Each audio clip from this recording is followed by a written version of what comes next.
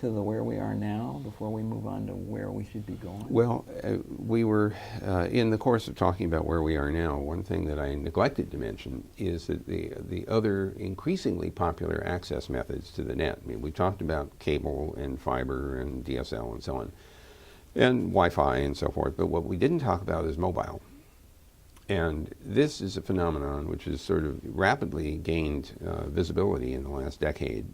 It's estimated that today there are about 3.5 billion mobiles in use around the world. Now, not all of them are internet enabled, and some of them belong, sometimes more than one belongs to the same person. In fact, I remember the commissioner of communication services or telecommunications in Europe, Vivian Redding, proudly told me that in her native country of Luxembourg, the penetration rate of mobiles was 150% because every other Luxembourger had two. And she, statistically, that's exactly right. So the 3.5 billion may not belong to 3.5 billion people. On the other hand, in many cases, a single mobile is shared by multiple people. There are these small businesses, micro businesses that have arisen in third world countries where mobile service is not broadly available, or the equipment isn't broadly available, so they rent the mobiles out. So maybe 20 or 30 people might use the mobiles to make calls to family members or calls to, for other business reasons. So mobile is a big deal here. It's not as broadband as certainly as any dedicated service. The highest speeds I've ever heard for mobile show up in Seoul in South Korea.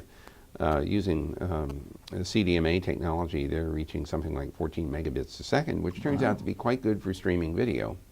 And so everyone wants to watch, the latest football game or soccer game, or other, breaking events, news-breaking events on their mobiles. So that's another important phenomenon in this panoply of access methods to get to the internet. Okay, let's go on to what's the future look like thing. And the way I framed this question for you, if you want to play this game, is imagine it's 5 to 10 years from now and you're looking backwards in time from then, and you're congratulating us all. You're congratulating the federal folks and the state folks like us and the municipal folks and the business folks on the decisions we made way back in 2009 that really enabled us to get to this future destination that you see. So it's, let's say, 2020, just to pick a round number, and we're looking back about 10 years, and we're saying, okay, how did we get where we are?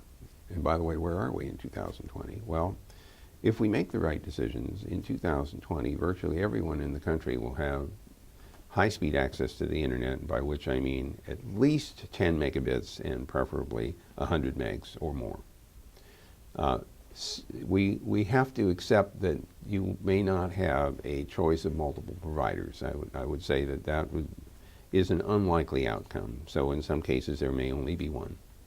But we have a solid regulatory apparatus in place to make sure that we don't see anti-competitive behaviors or discriminatory behaviors arising from the parties who are providing the basic broadband. In fact, by 2020, we're congratulating ourselves on reinstituting the notion of common carriage, which has been around for about 700 years and has served well and was abandoned in the case of internet somewhere around October of 2007.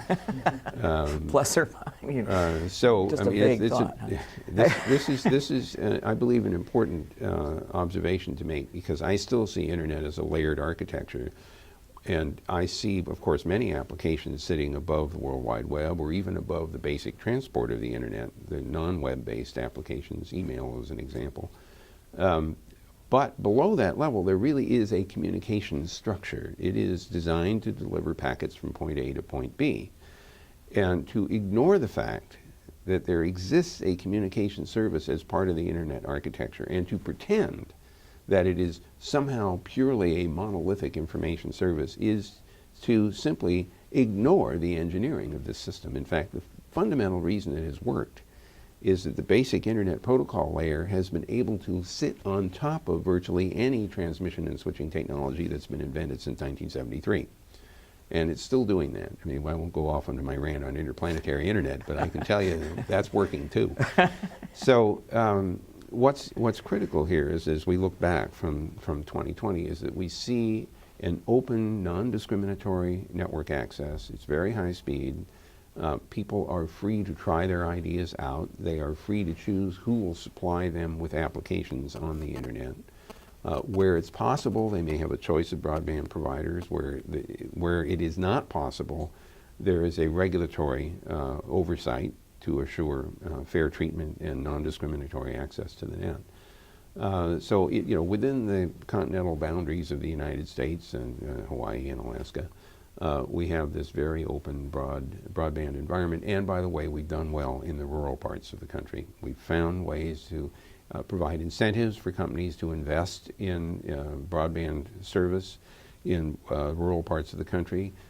Surprisingly, there are a large number of small businesses that have been built up around that.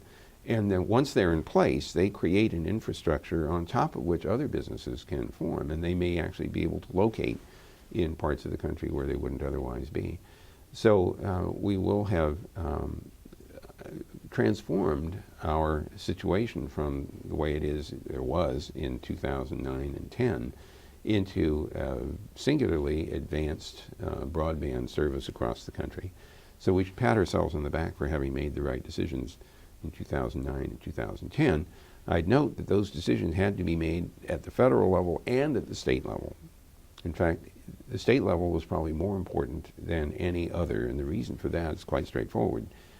Ultimately, because the states reserve rights to oversee utilities, then you find a lot more jockeying for position, for opportunity, and the like at the state level legislatures. If you can't get it at the federal level, you will often go down to the state level and try to take advantage of whatever the regulatory framework is. And so it's actually extremely important at the state level to be very attentive to the side effects of regulatory choices, both for economic reasons and also for reasons of fairness to the general public, who ultimately winds up paying for all this. So I would say that that this particular hearing, in which I'm virtually participating, is as important, or maybe even more important, than some of the federal level things that are under consideration.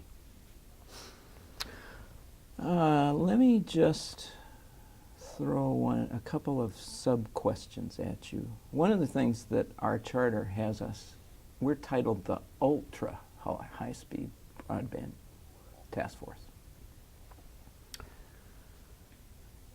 And I'd be curious to hear what you think ultra high-speed broadband is. Well, usually ultra wideband or ultra high speed means faster than anything you currently have. And of course, that's a moving target.